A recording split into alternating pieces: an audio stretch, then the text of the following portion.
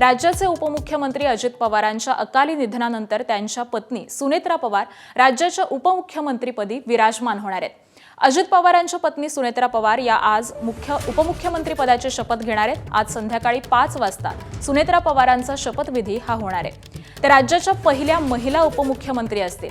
तर या शपथविधीपूर्वी दुपारी 2 वाजता विधिमंडळामध्ये राष्ट्रवादीच्या विधिमंडळ पक्षाची बैठक होणार आहे। या बैठकीमध्ये सुनेत्रा पवारांची विधिमंडळ गटनेतेपदी निवड केली जाईल। या बैठकीबाबत सुनील तटकरे यांनी विधिमंडळामध्ये पक्षाचं अधिकृत पत्र देखील दिलंय। दरम्यान आजच्या शपथविधीसाठी सुनेत्रा पवार या बारामतीहून मुंबईमध्ये दाखल झाल्यात।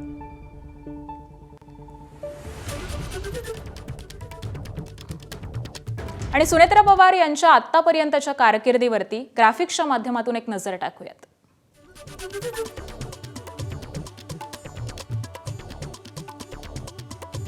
तर आज दुपारी 2 वाजता राष्ट्रवादीच्या आमदारांची बैठक पार पडणार आहे।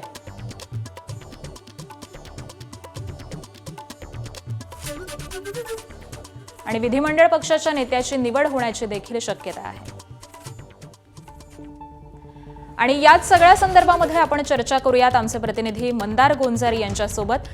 मंदार, अजित पवारांच्या निधनानंतर आता उपमुख्यमंत्री कोण होणार याची चर्चा होती। सुनेत्रा पवार यांनी होकार दिलेला आहे आणि आज अखेर सुनेत्रा पवार या पहिल्या महिला उपमुख्यमंत्री म्हणून महाराष्ट्राच्या उपमुख्यमंत्री म्हणून शपथही घेणार आहेत।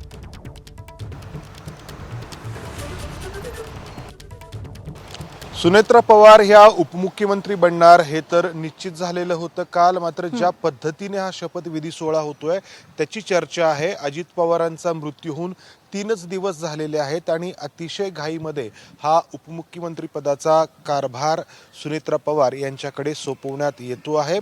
त्याआधी आपण पाहिलं काल दिवसभर अनेक नाट्यमय घडामोडी घडल्या। अजित पवारांच्या पक्षात असलेले नेते सुनील तटकरे असतील किंवा धनंजय मुंडे हे मुख्यमंत्र्यांना भेटले आणि त्यानंतर तातडीने निरोप गेला सुनेत्रा पवार यांना। आणि सुनेत्रा पवार काल रात्री बारामतीहून निघाल्या आणि रात्रीमध्येच त्या मुंबईमध्ये दाखल झालेले आहेत। तू जसं सांगितलं, आधी राष्ट्रवादी काँग्रेसच्या विधिमंडळ गटाची त्या ठिकाणी मुंबईमध्ये बैठक होईल आणि त्यामध्ये सुनेत्रा पवार यांची निवड होईल आणि त्यानंतर संध्याकाळी 5 वाजता शपथविधी पार पडेल। मात्र अजित पवारांचा अपघाती मृत्यू झाल्यानंतर काल बारामतीमध्ये सावडण्याचा 3ऱ्याचा जो विधी असतो तो पार पडला आणि त्यानंतर अतिशय वेगाने ही सगळी सूत्रे हलली आणि त्यानंतर सुनेत्रा पवार या उपमुख्यमंत्री पदाचा कारभार आज स्वीकारत आहेत। आणि त्याहून मोठी टास्क, त्याहून मोठं आव्हान असणार आहे ते म्हणजे पक्षाचं अध्यक्षपद स्वीकारणं आणि पक्ष चालवणं। कारण अजित पवार हे राजकारणामध्ये 40 वर्षांपासून जसे सक्रिय राहिले तसेच सुनेत्रा पवार यांनी देखील राजकारण पाहिलेलं आहे। मात्र आता त्यांना पाहायचं नाही आहे तर हे राजकारण स्वतः चालवायचं आहे।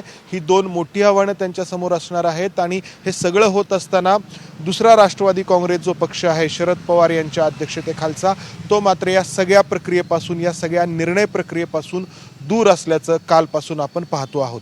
आकांक्षा, अगदी बरोबर आहे। त्यामुळे मंदार, तुम्ही म्हणालात तसं आता राष्ट्रवादीची सगळी धुरा ही सुनेत्रा पवार यांच्याकडे असणार आहे। मंदार सर, तुम्ही असेच आमच्या सोबत राहा। पुढच्या एका बातमी संदर्भात देखील तुमच्याशी चर्चा करायची आहे। तर दरम्यान राष्ट्रवादी काँग्रेस पक्षाबाबतचा कोणताही निर्णय हा राष्ट्रवादी पक्षच घेईल। राष्ट्रवादी पक्षाच्या त्या निर्णयांना आमचा पाठिंबा असेल असं मुख्यमंत्री देवेंद्र फडणवीस यांनी स्पष्ट केलंय। राष्ट्रवादीच्या नेत्यांनी माझ्यासोबत 2 वेळा चर्चा केली, पण कोणत्याही मुद्द्यावरचा अंतिम निर्णय हा राष्ट्रवादी काँग्रेस पक्ष घेईल अशी प्रतिक्रिया ही मुख्यमंत्री फडणवीसांनी दिली।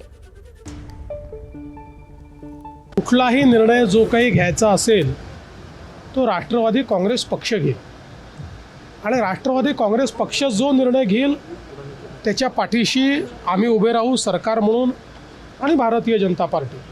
त्यामुळे मी आत्ता आपल्याला एवढंच सांगू शकतो की अजितदादांचं कुटुंब असेल किंवा राष्ट्रवादी काँग्रेस पक्ष असेल, याच्या पाठीशी आम्ही पूर्णपणे उभे आहोत।